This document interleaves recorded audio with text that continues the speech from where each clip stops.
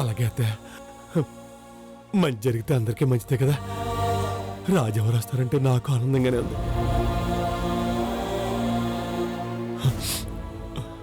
OP పడతానా?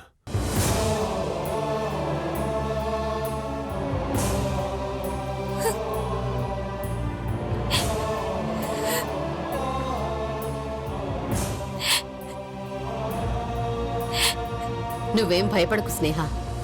ప్రతి సమస్యకి ఓ పరిష్కారం ఉంటుంది. ఆ దేవుడి దయ ఉంటుంది. ధైర్యంగా ఉండమ్మా.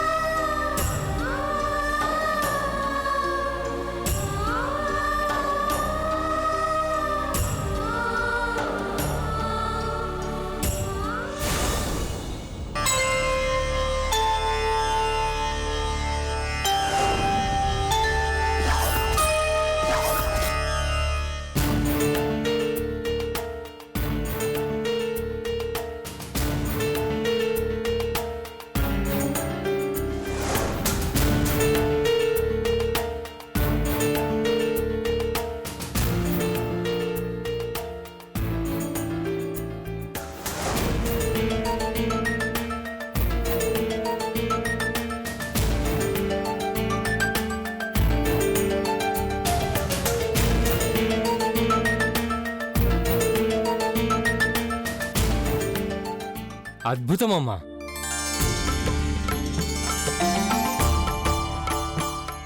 మీ అమ్మాయి గర్భాన ఉన్నది సాధారణమైన శిశువు కాదు, సాక్షాత్తు ఆ శివస్వరూపమే పెరుగుతున్నది.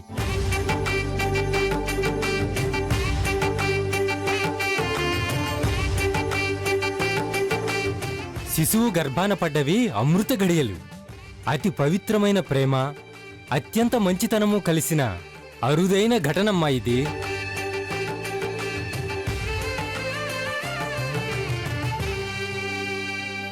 బిడ్డ పూర్ణాయుష్కుడు, తేజోవంతుడు, జ్ఞానవంతుడు అయ్యి మీ వంశోద్ధారకుడు, కులదీపకుడు అవుతాడమ్మా.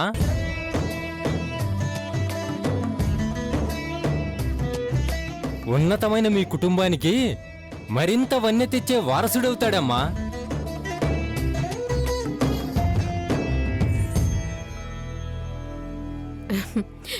చాలా సంతోషం పంతులు గారు. ఇప్పుడు మనసు ప్రశాంతంగా ఉంది. విన్నావా నాయుడుపావా? ఇక మన బిడ్డకొచ్చిన ప్రమాదం ఏమీ లేదు. నువ్వు కూడా మనశ్శాంతిగా ఉండు. అవును నాయుడు బావా, తెలుసో తెలియకో నువ్వు బాధపడి మమ్మల్ని బాధ పెట్టావు. ఆ అనుమానాలన్నీ తీరాయి కాబట్టి ఇక ఆనందంగా ఉండు. అంటే మరి అత్తయ్య, ఆ పంతులు గారు వేరేగా చెప్పారు కదా అత్తయ్య, అందుకే. నువ్వు ఇంకేమన్నా చెప్పాలా? ఇంకేమన్నా అబద్ధం చెప్పాలనుకుంటే చెప్పేయి. నేను చూడాలనుకుంటున్నాను నన్ను మోసం చేయడానికి నువ్వు ఎంత నీచానికి దిగజారగలవు అని. ఎందుకు ఆలియా, ఎందుకు నువ్వు ఇలా చేసావు? నీకు తెలుసు కదా నానమ్మ తర్వాత నీ ఒక్కదానిని కదా నేను పూర్తిగా నమ్మేది. ఏమన్నావు నువ్వు? ఈ మధ్య అన్నిటినీ మర్చిపోతున్నావా? అది చాలు. వాటిలో ఉన్న శక్తి విషయాన్ని గ్రహించి మనకు వివరిస్తాయి.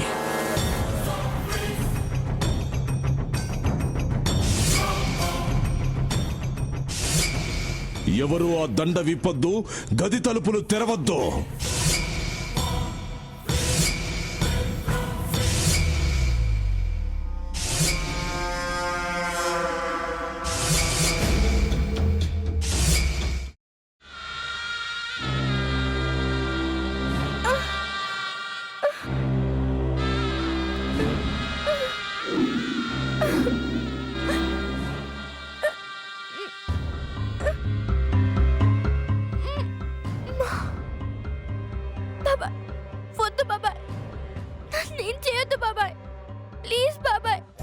నీకు నిజం తెలిసినప్పుడే నా ఆలోచనలో నువ్వు చచ్చిపోయావు.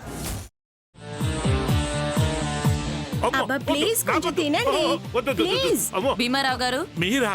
ఇగో మీరా కాదు సక్కుబాయ్.